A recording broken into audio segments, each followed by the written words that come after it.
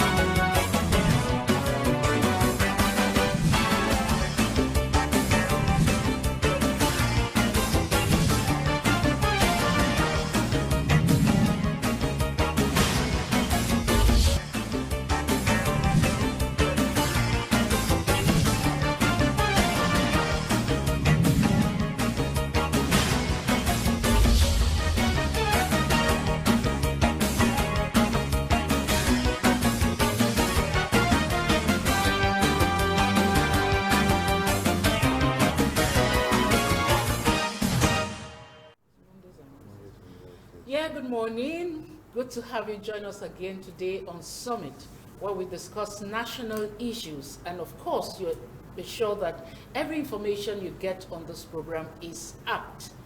My name is Jumoke Michaels. Thanks for being a part of the program. I'm here with you alone today. Banji is, absent. So I'll be taking you through the program this morning. And very funny, we are still talking about issues of insecurity because it's still staring us in the face. It's not abating, rather it's spreading all over the country.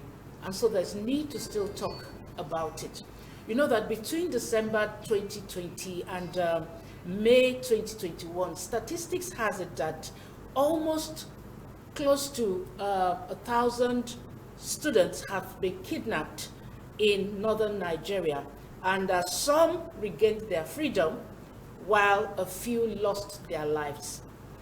This is a worrisome development in the country's kidnap for ransom crisis. Some of the students that were kidnapped are still in the kidnappers' den. They have not been released. And so there's issue to look at this in the perspective of education in Nigeria. What are the impacts or the effects of issues of abductions on education in Nigeria, especially in the northern part of Nigeria?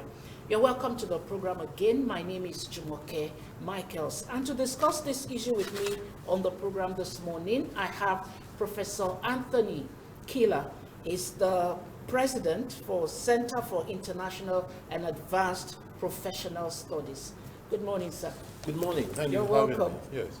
Sorry, the card you gave to me, You left it I was somewhere. running around, I must have dropped it somewhere. It's But all I know right. that I got the You got it right, yeah. designation. The Center for All right. International Advanced. So you're welcome. Good to be here. All right, so today we're talking about the gale of abductions and effects on educational setback. How massive is this threat? If we can start from that place. Well, it's a very big one because people would rather have their children illiterate but alive. You know, we put it quite bluntly that way. If you have children and you suspect that they're going to somewhere where they're not going to be safe, the first instinct is to let them not go there. That is an individual choice that then has individual and collective consequences.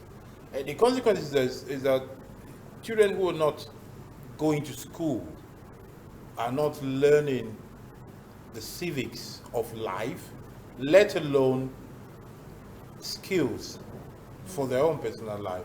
So it's a situation, it's a lose-lose situation. It is bad for the individual, family, and parents because these skills are missing, or at least their progress in life is being delayed where they learn skills. It's also bad for the whole collective because it is in school that people learn how to live with each other in this modern society. Those who are going to school were already struggling with them because if you look at the way people speak to each other on the road and the way they drive and the way they handle queue, you will know that our schools are not doing a good job. We're not going to those already as today. it is. Already as it is. Even Yeah. for those going, the people we see on the road, the people we see while driving, we meet while queuing, and you know, the people we bump into, you know there's something wrong with our standard of education. Now, if that bad standard is even further truncated by being delayed, it's a very terrible thing. But the idea, which is not an idea anymore, the fact that there are some people abducting children for money should tell you that there is a big blot, a big indictment on our humanity. Our humanity. All right. So this has kind of become like, it's sad to say, but really, it's like it's becoming the normal route Yes. for kidnappers to go kidnap a large number of children Yes. at the same time. Yes. Now, this is already staring us in the face, and recently, the president accused the governors of not doing enough to secure their states. Yes. You know, and you know that the Zamfara state governor at a time Yes. started offering cash gifts, cars, houses Okay. to assuage the kidnappers and then to keep them. What did I say? To keep them out sweet, of business, you know. But it Try to wasn't buy them, working. Yeah, yeah. it wasn't working. And then the president also said that the state governors must renew their policy of rewarding bandits and with money and vehicles. You know, he said such a policy has the potential of encouraging, Yeah. or it will backfire against, you know, being able to harness the situation. What do you say about it? Is that it's an issue of, is this an issue of blame game? Yeah, well, I think it's an issue of blame game. I think, you know, the governors have offices, they have spokesperson. I think there's no point to speak for them. They need to speak up. If the president is saying that they're not doing their job, then they need to stand up and say, no, Mr. President, we're doing our job. Otherwise, we have to assume they're not doing it. I think it is not true. I think the president is wrong to just say they're not doing their job. Because even when you consider the hierarchy, yeah, we call it of security operatives, operatives, yes. Is it favorable to them to be able to No, do it's what not. they need to do? It is not at all. You know, we call them chief security officers of the state, but in reality, the security structure does not take orders from them. The commissioner of police does not take orders from the governor. He takes it from the AIG, who in turn takes it from the president. But, you know, I think objectively, the president is wrong, but relatively, what the president is doing for us in his very wrong utterance is doing us a favor to force the government to speak up, the state governors to speak up. He's throwing the responsibility at them, and they need to man up and speak up. That's on one side. But I also think that it's not just the governors that need to speak up. The legislative arms of government are speaking, but they need to take action. Maybe it is my view, and I've written this so I can say it, readers will know. It is my view that legislators should refuse to pass the budget until there is resolution on the issue of security. How do they do that? Or they Do simply go say, we're around not giving that? any money, we're not signing any money until you come and tell us what you're going to do about security. They need to use their power to hold the government, not just to account, but to make the government act. That is what legislative arm of government can do. You know, they need to say, we, the lawmakers of this country, that represent the constituencies of this country, have decided that there is an emergency, it is called security, the house is on fire. They need to say that, and before we do any other thing, we need to deal with that specific thing. I think that for me, that is the way forward. Yeah. But I also amazingly, I also tend to agree with the president. You see, on the issue of not trying to buy or bribe criminals, it is true that some people commit crime out of need. But it's true, but what is certain is that criminals commit crime because they can, not just because they need. It's because they feel they can get away with it. And you see, I'll tell you something. Most of the crimes in the world are committed because of money. Yeah. Whether it's trafficking, whether it's robbery, whether it's stealing. As long as it's a crime, most of them, and when I say most, I mean about 90%, is done to get money. Money is what motivates people to commit crime and sin. If that is the case, the most violated place, the most robbed place, I hope listeners are following this reasoning, our viewers, the place where crime should be happening every day should be banks. You know why? That is where money is. But mind you, the amount of bank robberies going on in the world is less than 1% compared to the amount of banks that there are. You know what that tells you? They don't go there because they can't succeed. Most of the time. So they don't even attempt banks. Whereas what they really want is definitely inside the bank. But they don't go to the bank. Why? Because the bank have sat down, studied a system that does not allow robbery to be easy, almost impossible. So what we need to then do, rather than try to bribe criminal, we need to make their job impossible. That is a mindset. To that extent, the idea of deterrence works than inclusion. I buy that idea. But these are schools where there's virtually no form of security. Yes. Even if you find security, there is maybe one old man, yes, or maybe one young guy that is not armed. Yes. You know, all they do is just check how people enter the school premises and all that. Yeah. Now, in the face of that, Yes. how do you create that kind of impossible security that will make it difficult for these kidnappers to gain access? You see, in the face of that, the first thing you need to do actually is that the first time children were kidnapped, somebody in government, somebody in the security system should have said never again. Never again should be said verbally, but it should also be said mentally. The mental utterance of never again is to say that we're going to make it impossible for people to kidnap our children anymore. What do we need to do that? Perhaps we need to deploy 100 security officers around school areas. Perhaps we study the map and say, if they kidnap from here, what are the 4 routes? Everywhere in the world has 4 routes. North, south, east, and west. Let us imagine that. Yeah. And let us make sure it is not possible to go past this zone anytime kidnapping is happening. So to do that, what do we need? We need people, we need ammunitions. Then we vote for it. We create funds available. Funds are never enough. Where do we get enough? Honestly, we cut something and make sure that never happens. It's just that sense of historical sort of junction in situation that our leadership tends to lack, to say, you know, never again will this happen, or this will not happen under my watch. And by the way, to do all these things, I think part of the problem we have is that some people are still saying that let's be careful not to go to war. The country is at war. Unless we realize that the country is at war, we realize that security is an emergency, we cannot solve the problem. Because those attacking us are a step ahead of us. All right, but if this has to be done, yes, like you said, are we taking it from the federal government level or the state level? Well, ideally we should be taking it, you say state government or federal government, I even say from local government. Left to me to be from local government, but the situation we have at hand is a centralized system that is parading itself to be a federal system. So it has to come from up there. Mind you, there are things we can do ourselves without waiting for the federal government. Actually, I am not a believer in government. I've lost hope in Nigerian government for a long time now. So I think people should think of what they can do for themselves. I think the communities where the schools are need to think of how to secure themselves. You know, they need to do it by themselves. They need to do it using vigilantes. They need to do it working with the security people they trust. But this thing needs to be said.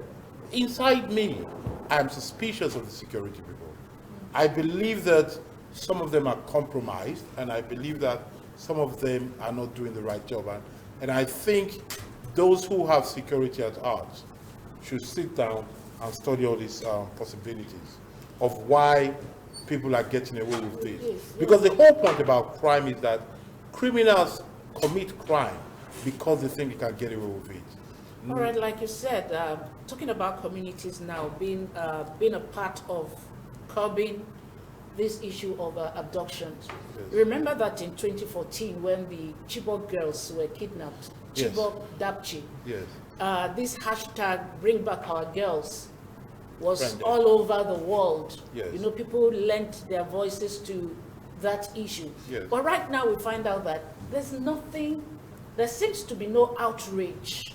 Well, Because that hashtag was a sign of outrage. Yes, it was. Now there's no sign of outrage, there's no hashtag anything. Even the hashtag Bring Back Our Girls, it has fizzled out. It has fizzled out. Now, how would you say that the people, we as a people, are really taking this? Are we laid back? Are we doing enough?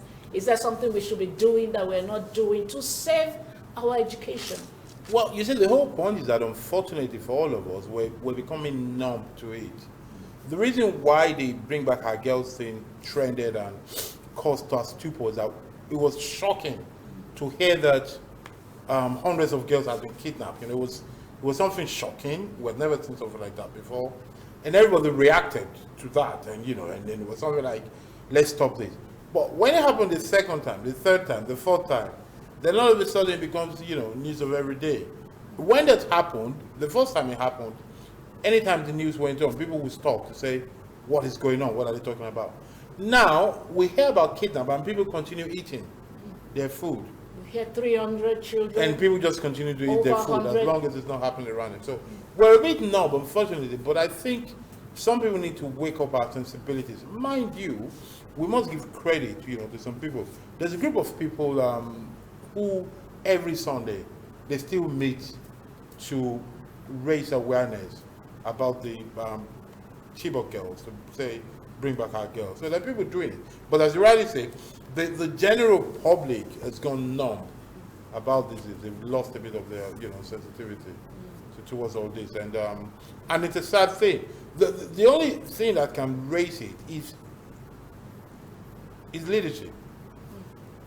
Government, state, national, regional, and world government needs to stand up and say, we have a problem at hand here. That this is not good.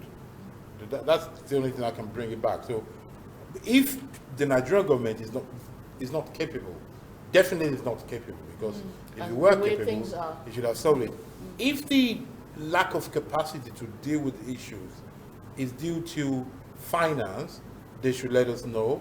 If it's due to human capital, we should know and see what can be done about it, and then ask for help. I think some weeks ago in that direction, there was a request for help internationally, and a lot of people are frowning against it. I don't.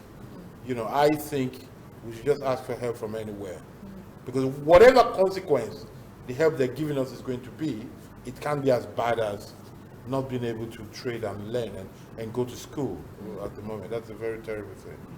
All right, so right now we have schools in states like Yobe, Kebbi, Adamawa, Kano, Kaduna, and some of those states have already shut down the schools indefinitely. And these are also areas that already have a high rate of out-of-school children, and the abductions now is a massive disruption to the gains of education in those areas. Now, how scared should both the students and the parents be truly? If you have to say that these children should go back to school eventually when the schools open. As a parent, just put yourself in their shoe, because this is a very realistic matter. How scared should they really be? No, it's if very they have realistic. been through all this. No, as a parent, my instinct would be to leave the place totally and move to a place where children can go to school. So if you personalize it, that would be my instinct. But as an observer, as an analyst, what we need to do is to do a checklist that will convince parents that it is safe to go back to school. And what we need to do is to show them that and it's very sad because I can't really see Nigerian government doing this. But anyway, let's go ahead. That they need to make them understand that we appreciate, we understand, we value our children being in school. So therefore, we're deploying X number of policemen, X numbers of soldiers. We're putting cameras to show that nothing can happen to these children. Why? Because whoever does it will not come out alive. You know, something like that. That we're really sure that they cannot take them and go away. That will reassure parents. But you see, that's quite capital intensive. It's intelligence intensive, and it's logistic and organization intensive. So I don't know. I'm not very That's why you said that you don't hopeful see about the Nigerian that. government Yes, being to able sit that do way. that. I really do not see that. At least for now. But then again, on these kind of things, I like to be wrong. All right, did you hear that the University of Jos today, is in the news today, that the University of Jos has actually employed hunters Yes. to guard the school? You heard that? They're thinking like me. That's how far we are. That's how far go. We just have to help yourself. You laugh about it, but if they can deliver, why not? I think every community, every local government, every town, village should have a meeting to say, what can we do about it? But this is the time for the traditional rulers and village heads, you know, wherever they are.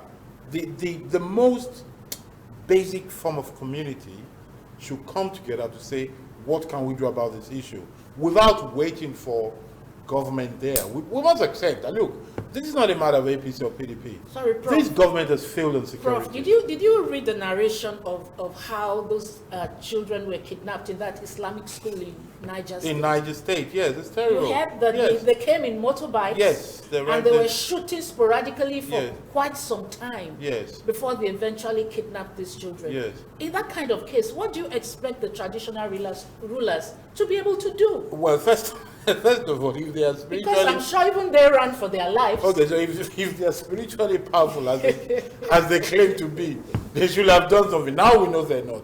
Okay, never mind that. And it's not in that instance. What they can do is for them to be a meeting point of the community before kidnappers come. You see, if they had meetings to say, look, we have to keep our community secure. If anything happens, these are the numbers to call. They don't even need to have ammunitions. You know, if something happens, this is what we need to do. In history, we go out of Nigeria, in history, there are some parts of the world that were invaded by foreign armies. And the communities had a plan to escape. So that when the armies came with guns and they met a ghost town, because that was a signal that the moment they come, we all go through a tunnel. You know, we all go through some back thing. That is what community can do, is intelligence and preparation. That is what communities can do for themselves. They don't have to fight back. You know, better still if they can fight back, because the way things are now, better still if they can equip themselves and fight back. But the first thing is to even be gathered together and to understand that we need to defend ourselves. And there's no point, you know, ideally, the Nigerian police force, the Department of State Security should be doing all these things. But since they're not doing it, we have to defend ourselves and talk about whose duty is it later on. Okay. All right, so you can be part of this discussion by sending us an SMS.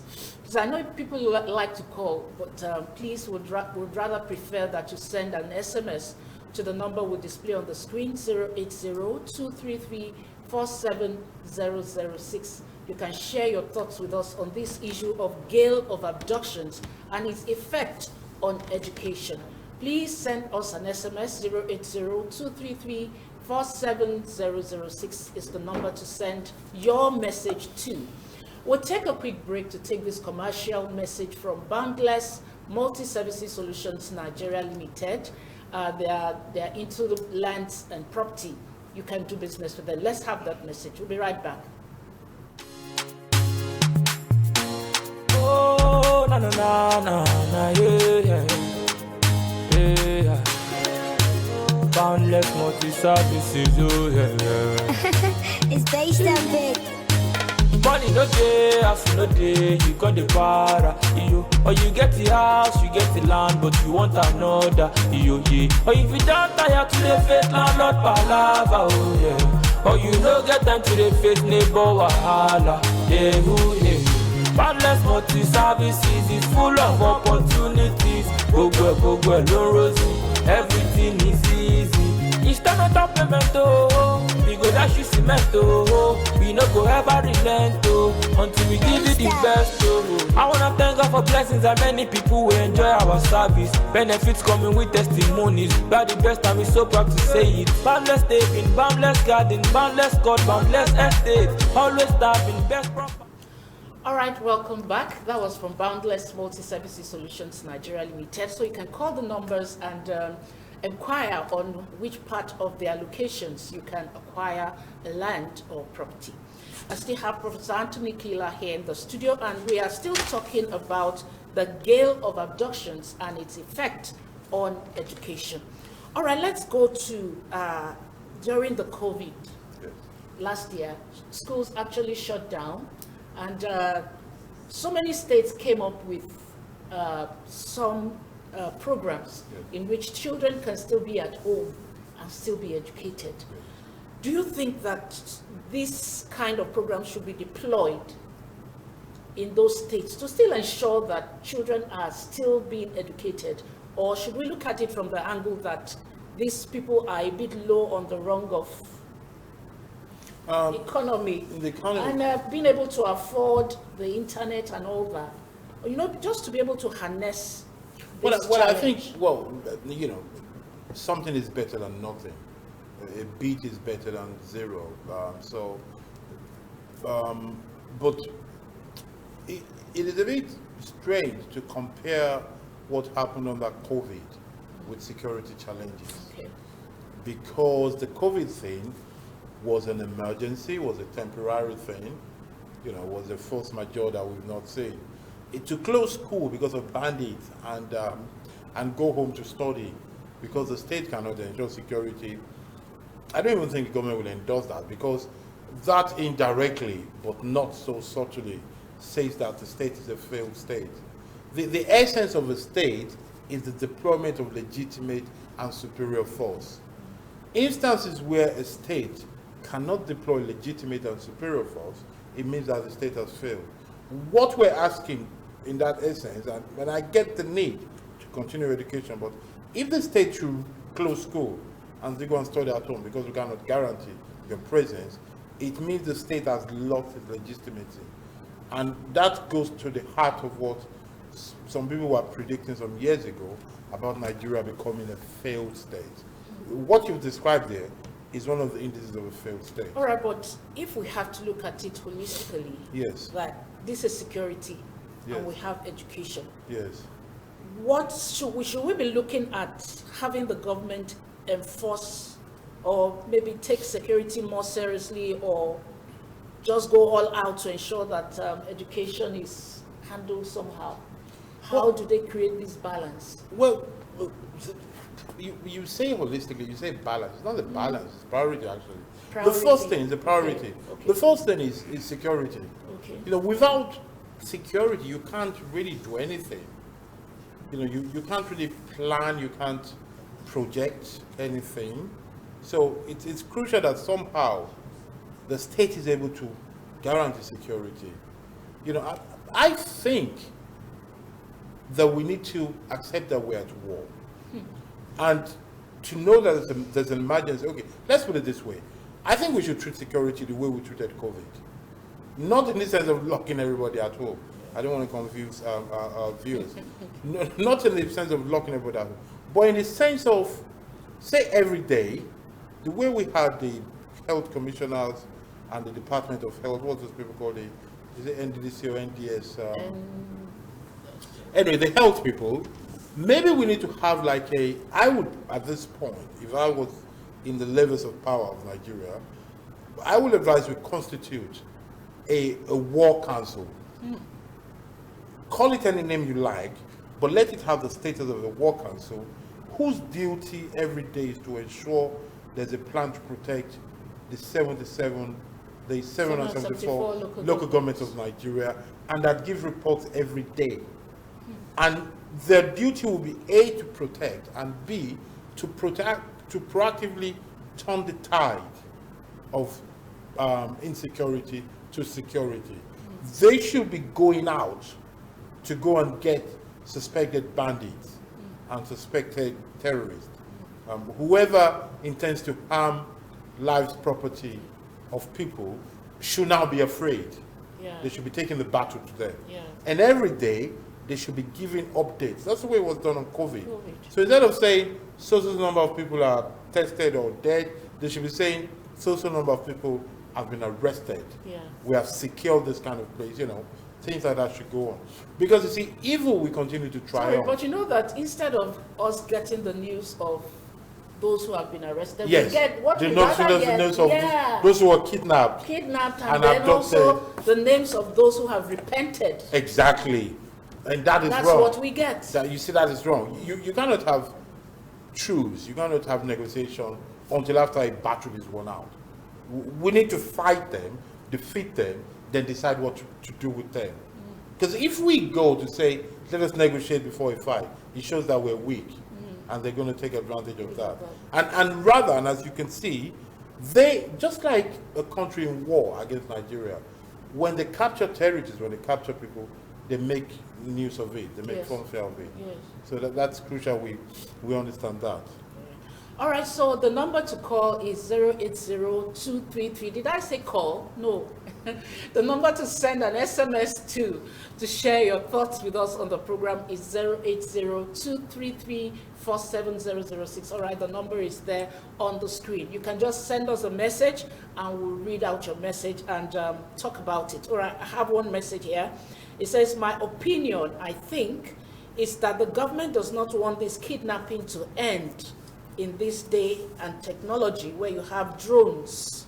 If America can rescue its citizen in Nigeria, what is our government doing when we have them kidnap children in large numbers, 300, 200, over 100 plus, and the government says, instead of searching out, we're prepared to pay ransom. Yeah. Because it's only the governor of Kaduna State that has That said is it saying no. emphatically Yeah, that, that he's not gonna pay I'm ransom. not going to pay ransom. Now, what in this kind of cases, because one of the, you remember that one of the kidnappers of the boys in Katsina State, Yes.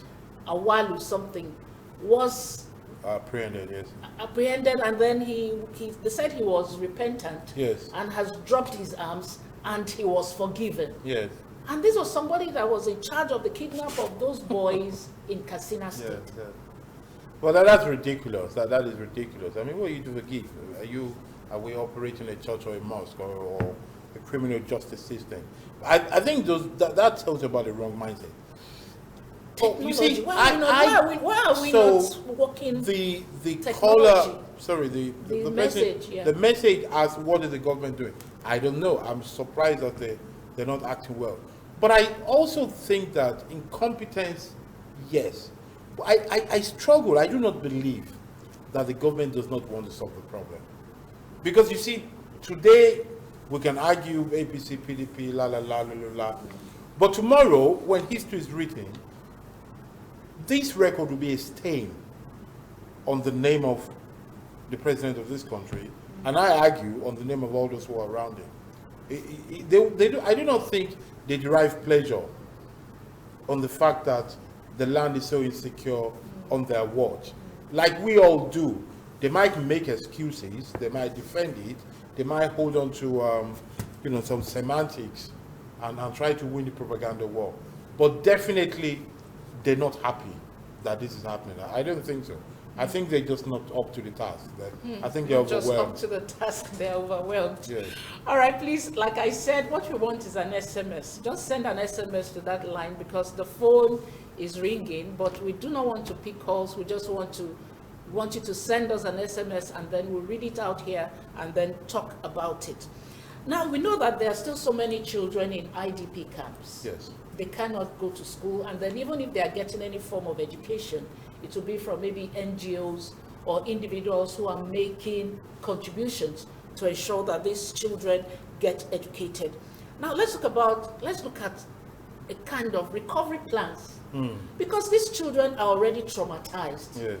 These children are already living in fear. Yes. These children do not trust government. They don't trust leadership.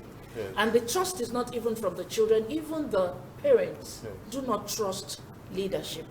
Now, would you say that these people should not be disillusioned with education, Well, I the way think things are? there would be. There's no guarantee that they will not. But it is the duty of those who have to manage this crisis to make sure they're not, by giving them prospects that is heavier than what they're afraid of. But, let's face it, this is a very sad thing.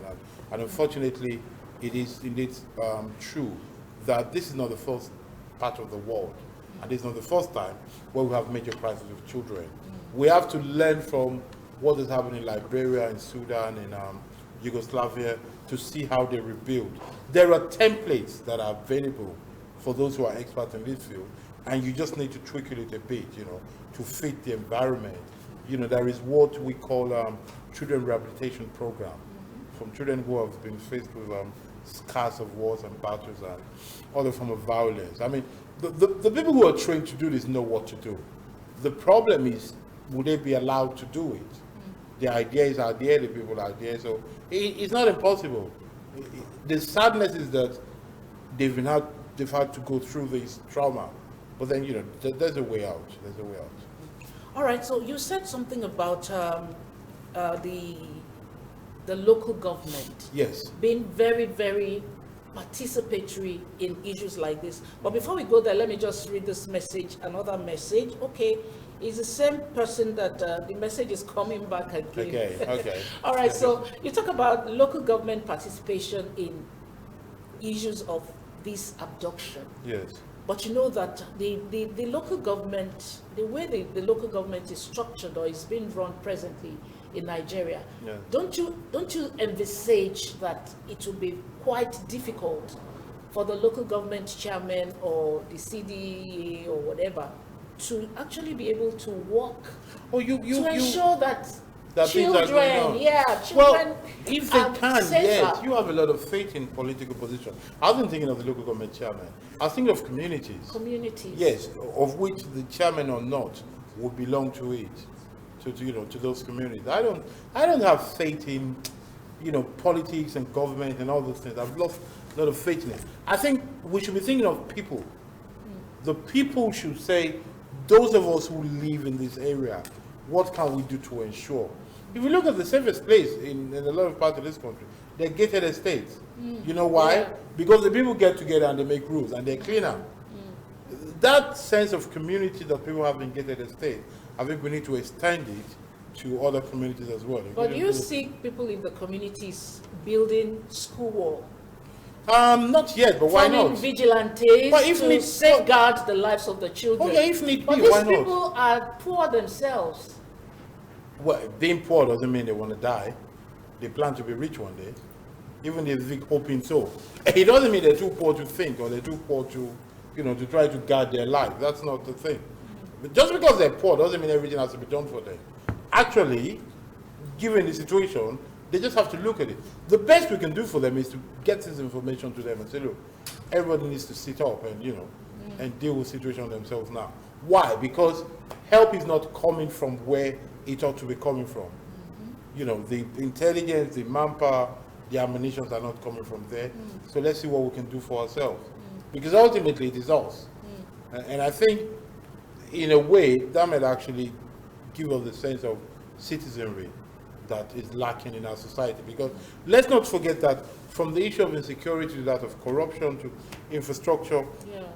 So there's a many lot issues. of emphasis, there's a lot of need on government, on leadership that is not doing its own bit. But there's also a problem of citizenry, not followership. I don't say followership, but the citizenry itself. Because a lot of citizens don't even know what their rights and duties are, Yeah. what their responsibilities are. There are too many begging people because we're all needy, we're orphans, we seem to be looking for father and mother figure everywhere there is authority. As if somehow we all grew up in orphans. This is like a nation of orphans. So citizenry is also for people to know what their own responsibilities are, so that they can wake up to it and see what they can do themselves before looking up to whether government or any leader. So we should not be blaming government for everything. No, we should keep blaming them. It's just that we need to do. No, it's a two-way thing. Okay. We need to see what we can do for ourselves and then blame them for what they're not doing. Well, no, they need to be blamed because nobody forced them to go into government. So anybody who's decided that I want to go into politics should be ready to be blamed, ridiculed, and insulted, and be treated with suspicion. For me, politicians are guilty until proven innocent. So there's nothing wrong with that. It's just that people should also see what their own responsibilities are. I mean, you and this is education. You walk in our street and you find people crossing the road under a pedestrian bridge. What do you say about that? I don't think they want to kill themselves. I think there's a deficit in their education, whether institutional education or community education. There's a deficit in it. If you look at our people, there's a lot of us that in a room, you see people struggling to go in and out at the same time. It just shows you, somebody has got it wrong somewhere. Somewhere in our lives, we've not been taught how to manage exit and entrance to a room where there is one door. That is an educational task. It is not about who is older. It is a rule that the people out should let the people, that the people in should go out first. Why? Because by going out, they create space for people to go inside. But we just think older people should let, younger people should let older people. Then when there's no respect, we get mixed up. Education is very important for us. We need to create citizens because living together in modern times is not something you get by birth. It's something you learn. So education is crucial. We have to know that the role of citizen is not automatic. It's something that has to be seriously learned. And that is why if schools are closing and schools are not safe and people are going away, it's a lose-lose situation for all of us. All right, if we want to look at the humongous amount that is being paid to these kidnappers. Yes. Like the one that is ongoing now, the Islamic school children in Niger State. Yeah. Initially, they started with 200 million, and now they are negotiating for 150 million. Yeah. The children of the Greenfield University, the parents came together and contributed and eventually paid 180 million. Yes. Now, and there's also a bill in the House, someone saying that people should stop paying ransom. Is this realistic in the face of what we're talking about, to be able to get children safe? Well, I mean, people will pay because they're desperate. And where there is money, more people will flow. You see, my concern, the situation is bad now. My concern is the possible ricochet effect where other people see that this thing, and I suspect it's happening. Some people started kidnapping and they started making money out of it. And other people are now saying that there's money there to be made, and they keep going after it. But I think we need to find a way to send the other kind of message that it is dangerous to attempt to kidnap. That is the only thing that can save us. If we can get people to know that kidnapping is dangerous for the kidnapper, that is when the thing will be reduced. That if you try to abduct, you might not come out alive. Is what would save us. It's what will deter potential criminals from becoming real criminals. All right, so let me read this. We have some messages here. Let me just read them. We'll just you just respond to them. This one says, this is Engineer Chris Lakowe. Okay, Engineer Chris from Lakowe, Lagos. Lakowe. Yeah. He said, if Boko Haram says Western education is forbidden and bandits are enforcing the ideology, are bandits not therefore Boko Haram? Our government is not sincere about the whole fight against insurgency. That's Engineer Chris's comment. Okay, let me just read one other one, then you can. It says, this is Isaac sending message from Lekki. He says, I think the government has something to do with the kidnapping. If not, what should we do? Okay, what we should do is to seek the hand of America in this case. Well, yes. All right, so the first one talking about the insincerity of the government, and this one asking for foreign help. Yes. I agree with Grace. I think at this point we just get help from anywhere we can get it from to solve the problem. Then we'll manage the consequences of getting help. To the first part that says Boko Haram, banditry, Yeah. or sorry, kidnappers, the operative They arm have of so many names now. of Boko Harams. Well, maybe, but honestly, it doesn't matter why people commit crime. That is for sociology.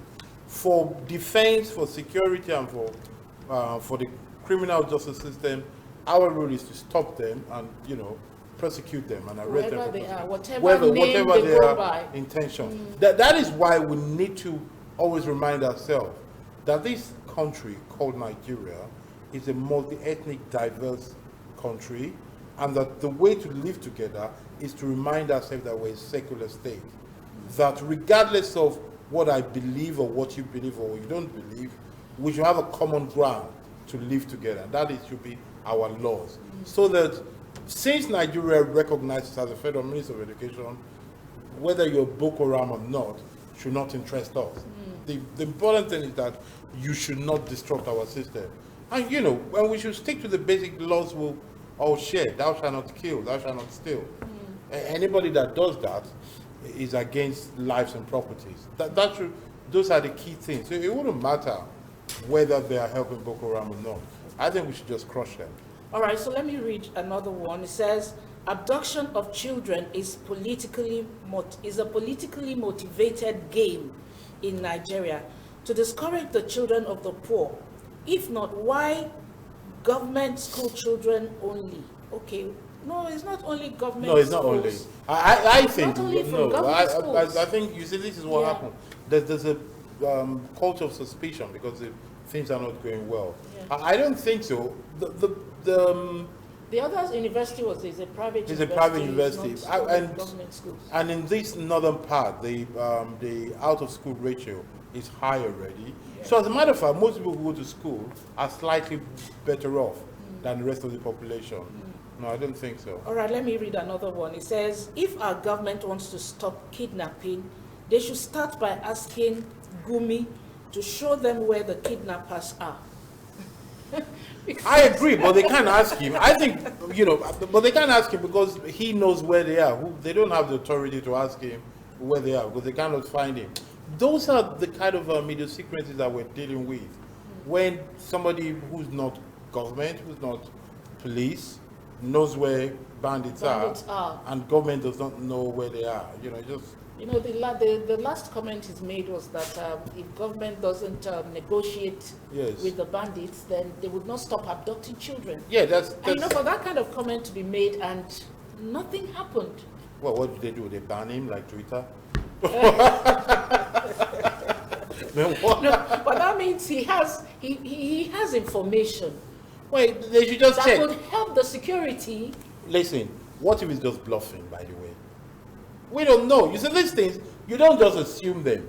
That is why there's a system. Experts of security will understand what I'm saying now. It's a code that's important. You just take it, investigate. You don't even have to talk to him. You can tail him, you can spy on him, you can pick it up. People just need to be capable and sincere. But first of all, capable. I think that is the thing. Sincerity of purpose and capability of action is what we need. Let's hope we get it. It is a very sad thing for the country and for humanity indeed.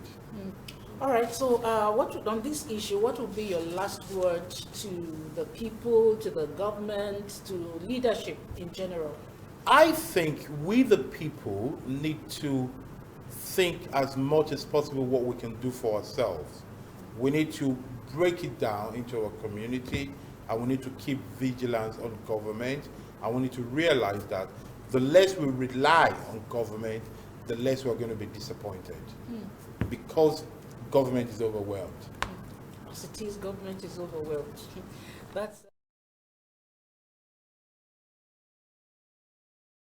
That's what it is. Things are the way they are, and we just pray like we know that Nigerians, we are good at praying. Pray. Yeah, we'll continue to pray for God's divine intervention.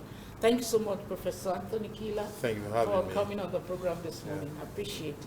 And that's our program today. Don't forget to join us again on Monday for another edition of the program. And I promise that Banji will be back here with me on the program.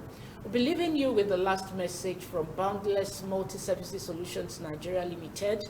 This organization is authentic, and I tell you, if you do business with them, you can be rest assured and go to sleep knowing that your investment is safe and secure. I'll see you again next week. My name is Jumoke Michaels. Bye-bye. Oh, na na na na na, yeah, yeah, yeah. Boundless multi-services, oh yeah. It's based on big. Money no day, house no day, you got the para, yo. Or you get the house, you get the land, but you want another, yo, yeah. Or if you don't tire to the face, landlord palava, oh yeah. Or you no get time to the face, neighbor wahala, yeah, oh yeah. Boundless multi-services is full of opportunities. Go, no rosy, everything is easy. Instant of payment, oh, we go dash you cement, oh, we no go ever relent, oh, until we give you the best, oh. I wanna thank God for blessings and many people will enjoy our service. Benefits coming with testimonies, we are the best and we so proud to say it. Boundless taping, boundless garden, boundless God, boundless estate, always starving, best proper.